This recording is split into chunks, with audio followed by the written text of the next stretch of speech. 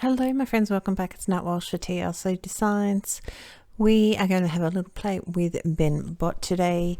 He is so cute. He's quite little, so we're going to colour him a little bit differently. What I'm going to do is colour his background mostly. We're going to colour him a little tiny bit. I am going through now and giving him a really strong shadow on the right hand side of us, our right. And starting with R99, we're going to go to R39.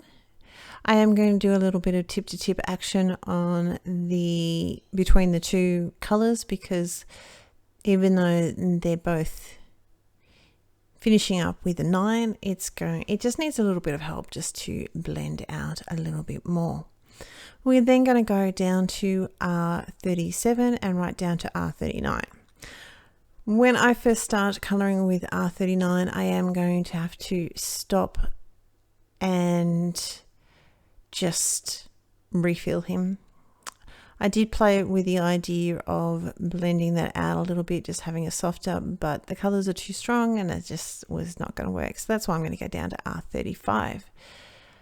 But if this R35 was any drier, it would be as hard as a brick. So we're just going to take some time and fill that up. There we go. That's better. You know, if all else fails, I don't know, fill up the marker. That might be handy. I'm going to have a little play with it's not so much of a paint splatter or a water splatter, but that's sort of the base idea, something just nice and fun. Am I totally competent with it yet? No, but isn't that half the fun of trying new things and playing around with them?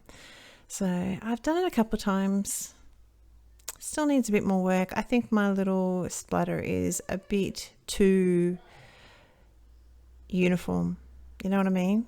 Like doesn't have great big things coming out, but I like it. But it's a little bit like my hair. I really like that messy look, but when I do it on me, I hate it.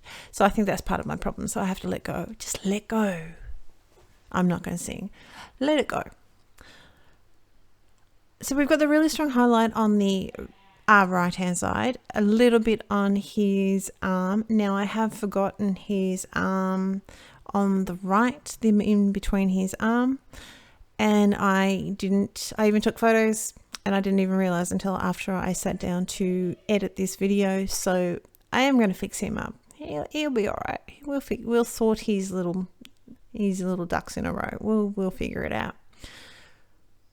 So we're just going through. So mostly on the left hand side, I'm going to use the R39, the 37 and the 35 and just trying to blend him out. I'm just doing it in little patches to try and get the color all nice and, you know, nice and even sort of thing.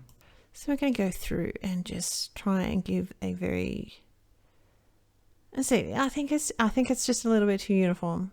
I think that's what my problem is, but you know, we're working with what we've got, the skills that we've got now, and we're trying to build on those. So that's fine. That's all good.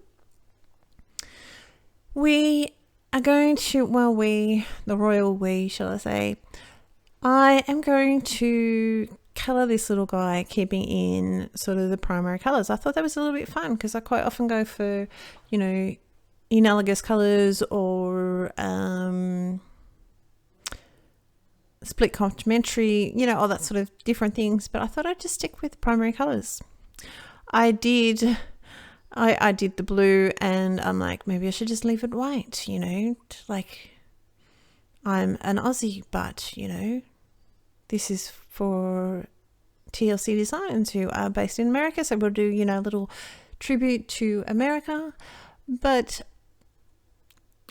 he's holding a flower, so he needs a little bit of other color. So that's why we've got the red, blue and yellow with a little bit of white combination. The same colors are going to be used for his hearts. I'm not going to the darkest color, the R99, but I am going to use the 39, 37 and 35. Mostly just sort of keeping the shadow on the right hand side, but in the first couple of little hearts I didn't do that, but it's going to be perfectly fine. You are not going, well, you know, you will see it, but no one else is really going to know, so that's okay. So again, I'm trying to keep my shadow a little bit on the right hand side. I've still got a little bit on the left, but we're going to try and keep it mostly on the right, just for a bit of, you know, just so the light is on that left hand side basically, and blend it out again down to, so we've got B18, we've got B23 and right down to B21. I've got his little heart on his chest. We just colored that with the R37, I think it was. And now we've got some yellows. So with our yellows, we've got our Y18, we've got Y15 and Y11.